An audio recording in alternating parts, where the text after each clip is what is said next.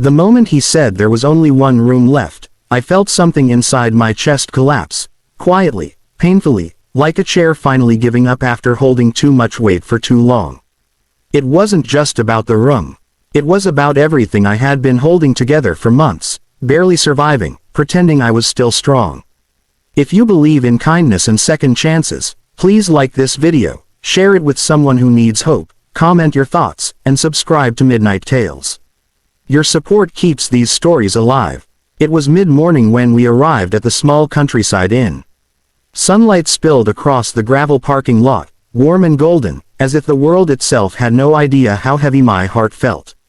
My boss, Victor Hale, stepped out of the car first, his crisp white shirt untouched by the wrinkles of exhaustion that clung to mine. He was calm, confident, and composed, the kind of man who never seemed unsure of anything. And then there was me, Adrian Cole, clutching a worn leather bag that carried everything I owned. This business trip wasn't supposed to mean anything. Just another assignment. Just another temporary escape from the cold silence waiting for me back home. But life had a way of turning ordinary moments into turning points when you least expected it. The receptionist smiled politely, but her words felt like a quiet verdict. There was only one room left. Victor turned toward me, his eyes studying me, not cold, but distant, like he was measuring something invisible. He apologized briefly, his voice calm, explaining that every hotel in the area was fully booked because of a local festival. There were no other options. My throat tightened, but I forced myself to smile. I told him I would sleep on the sofa. It was a simple sentence.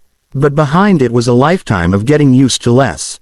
I had learned long ago how to make myself smaller, quieter, easier to ignore. After my father passed away 2 years earlier, everything had unraveled. Medical bills, debt collectors, the loss of our family home. I went from being a promising architecture graduate to a man who counted every coin before buying groceries. The job with Victor's firm had been my last chance to stay afloat. He didn't know that, or maybe he did. The room itself was modest but clean, filled with soft daylight that streamed through cream-colored curtains. Outside, trees swayed gently, their leaves whispering secrets I couldn't hear. Inside, everything felt too quiet.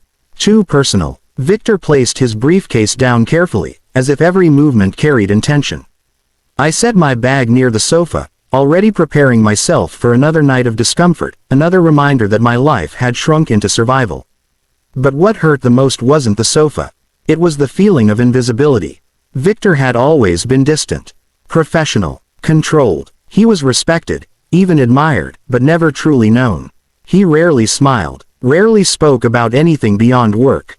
And yet, in that moment, I noticed something different in his expression. Something softer. The day passed quickly. Meetings, presentations, polite conversations with clients who wore expensive watches and easy smiles. I stood beside Victor like a shadow, observing, assisting, existing quietly. But inside, I was tired.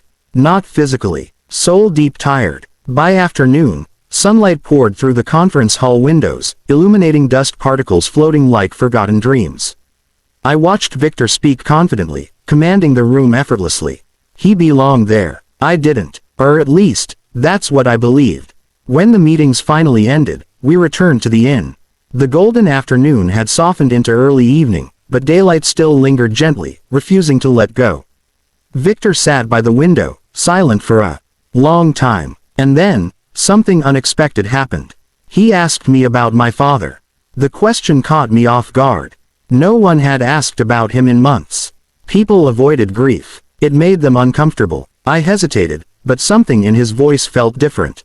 Not curiosity, understanding. I told him everything. About the hospital nights, the machines, the moment the doctors stopped trying, the way the house felt colder after he was gone.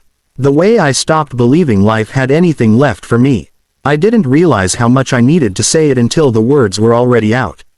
Victor listened. He didn't interrupt. He didn't offer empty comfort. He simply listened. And then he told me something I never expected. He told me he had once slept in his car for 6 months. The words didn't make sense at first. Victor Hale, the successful executive, the respected leader, homeless. But he explained how he lost everything when he was younger. How he had been abandoned by business partners who betrayed him. How he learned that survival wasn't about pride. It was about persistence. He told me he saw himself in me. Not the version I was now, but the version I could become. That night, as I prepared to sleep on the sofa, Victor did something that changed everything. He insisted we switch. He told me the bed was mine. I refused at first, embarrassed, ashamed. But he didn't argue. He simply said something that stayed with me forever. He said dignity wasn't something you earned when you succeeded. It was something you deserved even when you were struggling. I lay on the bed that night, staring at the ceiling as soft daylight faded into dusk, and for the first time in months, I didn't feel invisible. I felt seen. The next morning, sunlight filled the room completely, warm and alive. Something inside me felt different too. Lighter, stronger, like hope had quietly returned without asking permission. Weeks passed after that trip. Life didn't magically become perfect. The bills were still there. The uncertainty still lingered, but something had shifted. Victor began mentoring me personally. He trusted me with real responsibilities.